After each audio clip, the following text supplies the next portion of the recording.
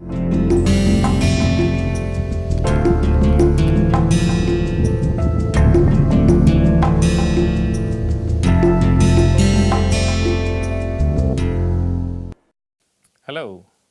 welcome to Fundamentals of Acoustics. Today is the last day of the 4th week of this course, and we will conclude this week's discussion with consideration of open tubes, and we will develop relationships for pressure as well as velocity in these tubes. So, our theme is going to be open tubes.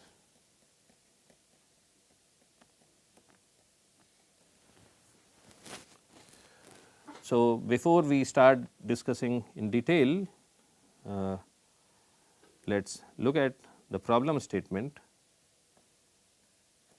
So, I have a tube which is open at one end to the atmosphere.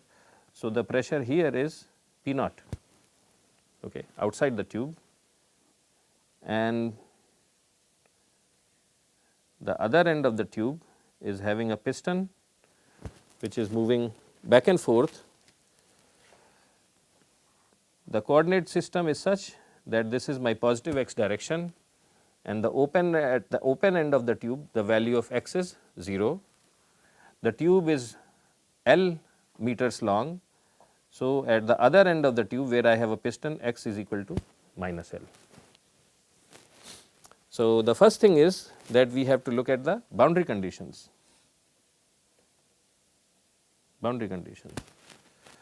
So, the first boundary condition is that at x is equal to 0, pressure just outside the tube is P naught, which is atmospheric pressure. So, what that means is that if there is a point just outside here where pressure is P naught, the same pressure is going to be at a point just inside the tube as well. Okay. So, pressure just outside the tube is going to be P naught, which means pressure just inside the tube is going to be P naught as well, which means that P t at x is equal to 0 at all times is equal to P naught, because P t is the total pressure, right,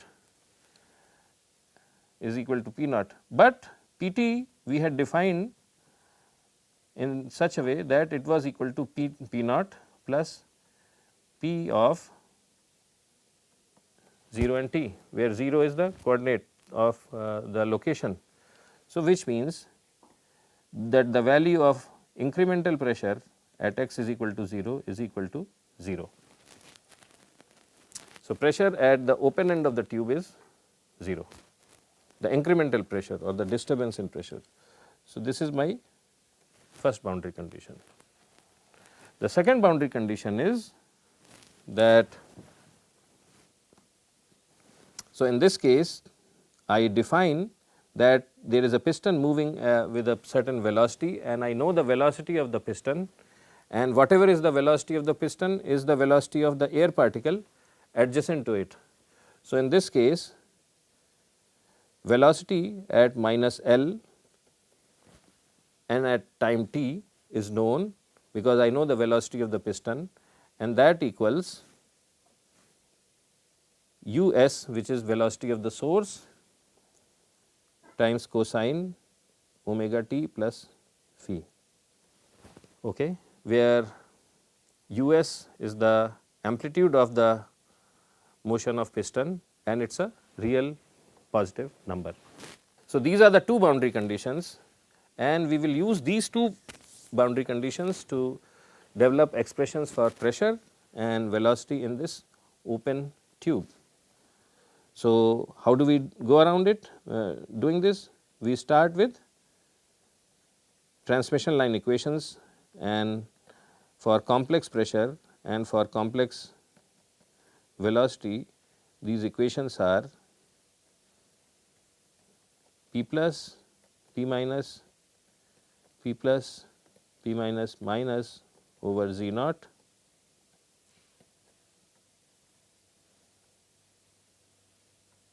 E minus S x over C, E S x over C, E S t. Now, we apply the first boundary condition. So, at x is equal to 0, P of 0 t is equal to 0, right, which means, so this also implies that complex pressure when x is equal to 0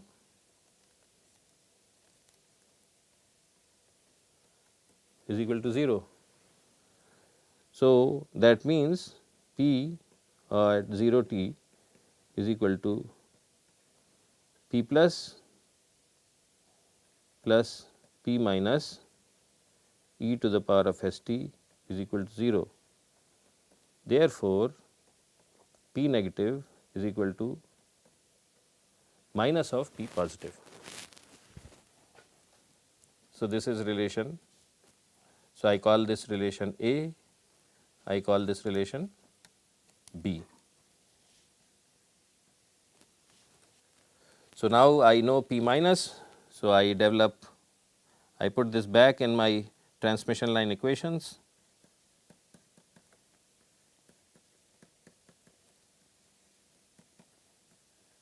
So, my transmission line equations look like P plus minus P plus over Z naught and P plus over Z naught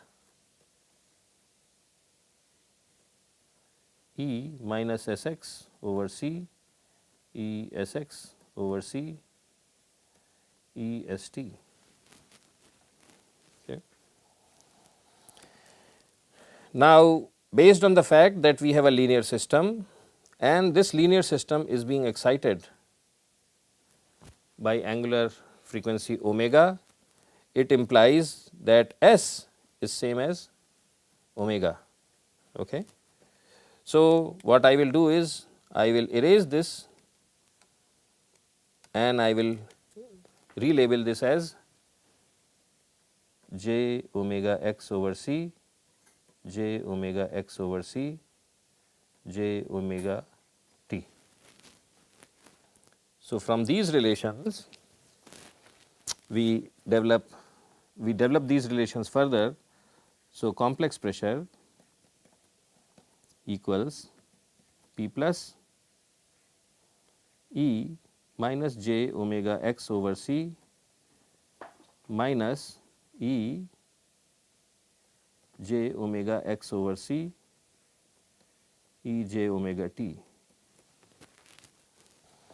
And this, if I resolve it, expand E j omega x over c into its sine and cosine, what I get is minus 2 j P plus sine omega x over c E j omega t. So, that is my complex pressure. And complex velocity is equal to P plus over z naught E minus j omega x over c plus E j omega x over c E j omega t, and this equals 2 P plus cosine omega x over c E j omega t. So, I call this relation C1 and I call this C2. And then at this stage, now that we have expressions for pressure, complex pressure and complex velocity, we are ready to impose the second boundary condition. So, our second boundary condition is that velocity at x is equal to minus L is equal to u s cosine omega t plus phi. Okay. What does that give us? So, from second boundary condition,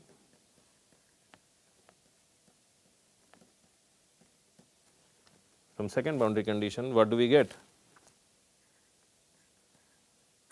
So, u at minus L t equals u s cosine omega t plus phi. So, this I can rewrite it as real of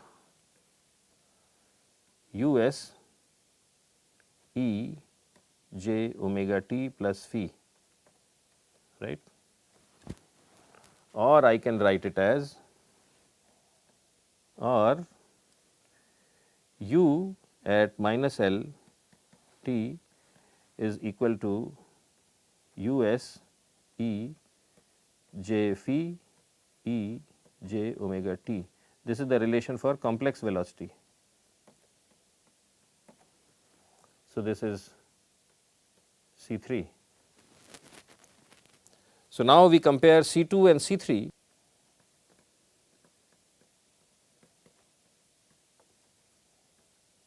C2 and C3 we get. So, when we compare C2 and C3, this term and this term, they should be the same, right. This term and this term, they should be the same, because this is when they should be same when x is equal to minus L. So, I will make this a little more accurate. Comparing C2 and C3 for x is equal to minus L, we get, so what do we get? us E j phi E j omega t equals 2 p plus cosine omega L over c E j omega t, or p plus equals us over 2 cosine omega L over c E j phi. So, this is equation D. So, now I know P plus. So, I know P plus, I know expressions C1 and C2 which are relations for complex pressure and velocity. So, I can plug them back in to C1 and C2 equation D.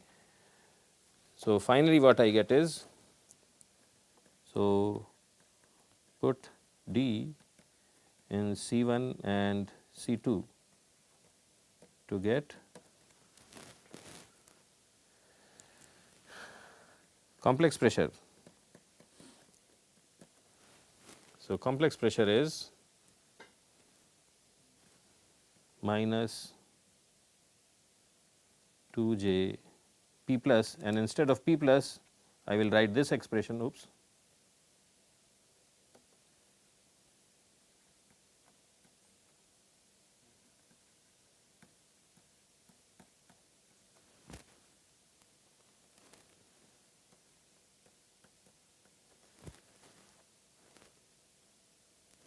So, I think I missed a parameter here, and the parameter was that there should be a z naught here. So, if there is a z naught here,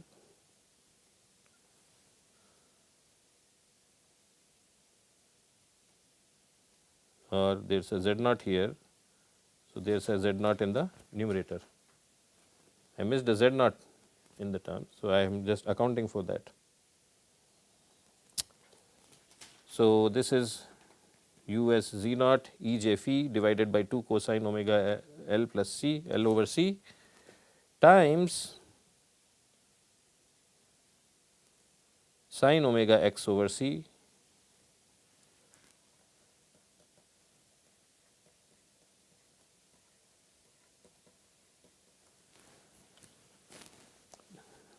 this. So, our complex pressure is equal to, so 2 cancels out, minus us z naught divided by cosine omega L over c sine omega x over c E j omega t plus phi. So, this is my expression for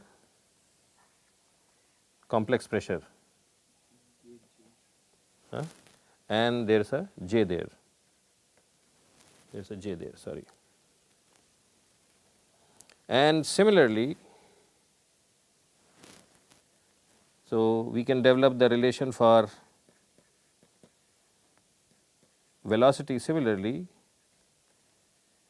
u complex pressure, complex velocity u equals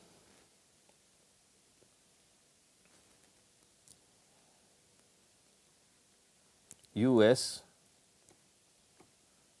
divided by cosine omega L over c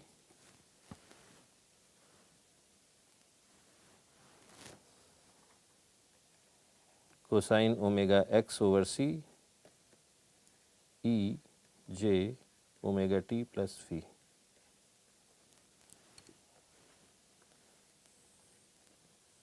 So, we have not done the derivation for u complex velocity, but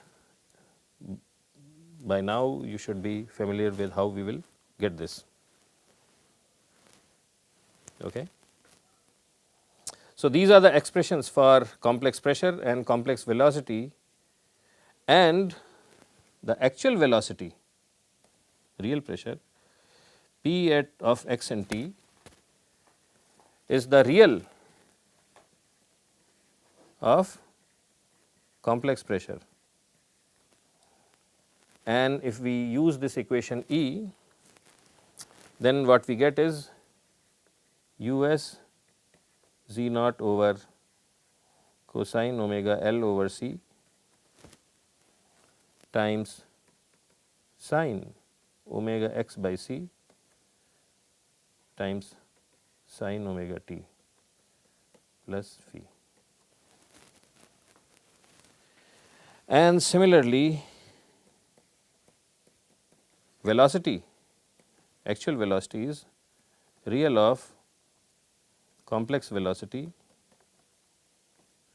and this is equal to us divided by cosine omega L over c cosine omega x over c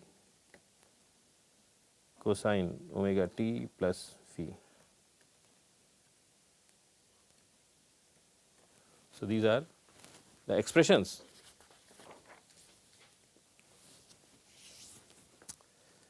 So, कितना time हो गया अभी? 20 minute हो गया. So, these are the expressions for pressure in a tube which is open at one end, and a consequence of that situation is that pressure, incremental pressure small case p, this is 0, and at the other end it is excited by a piston whose velocity is us cosine omega t plus phi. So, once again we see that the pressure relationship has a complex amplitude, and I am encircling this, not complex amplitude, it has a pressure envelope which is this thing.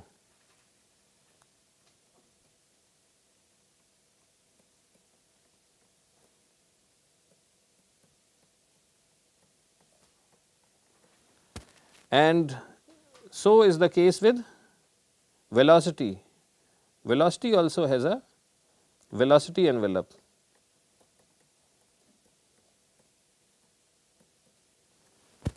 It also has a velocity envelope, and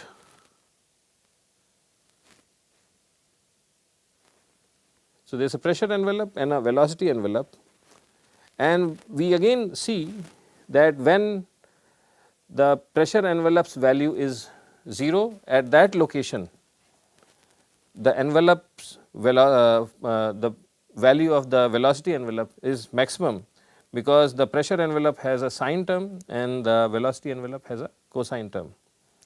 The other important difference is that if we compare equation G with the results for our closed tube, in the closed tube at x is equal to 0, pressure was maximum and velocity was minimum.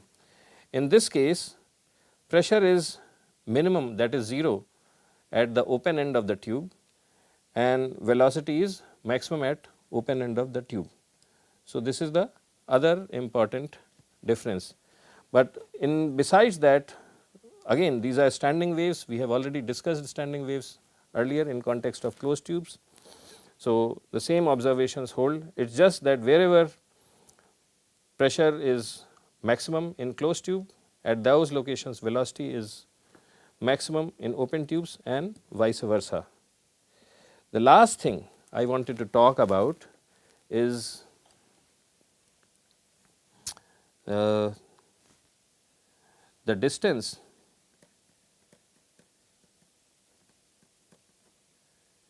between two nulls. So, what does two nulls mean? That you have, suppose you have let us say the pressure envelope. So, pressure is 0 at x is equal to 0 and it behaves like this. So, what we are interested in finding out is what is this distance, and let us call this distance as d. Okay. So, this distance will correspond to a situation where omega x over c is equal to pi radians, right, or so this the value of x is d. So, I can write it as omega d over c is pi radians, or d equals c times pi, this distance divided by omega, or d equals, now c is frequency times wavelength of the sound. So, c is f times lambda times pi and omega is 2 pi times f. So, this is equal to, so f cancels out, pi cancels out, lambda over 2. So, the distance between two nulls is lambda over 2, where lambda is the wavelength of the sound which is getting transmitted. Similarly, the distance between two peaks is also the same, which is lambda over 2. So, at every half wavelength you get either a null or a maxima. The same thing is true for standing waves in closed tubes. There also the value of d, which is the distance between two nulls, is half of lambda. So, with this discussion I think we are done with discussion on transmission line equations, at least in context of open tubes and closed tubes and infinitely long tubes, and we will do one more case in the next week, and till then have a great weekend and we will meet each other on Monday. Thank you. Bye.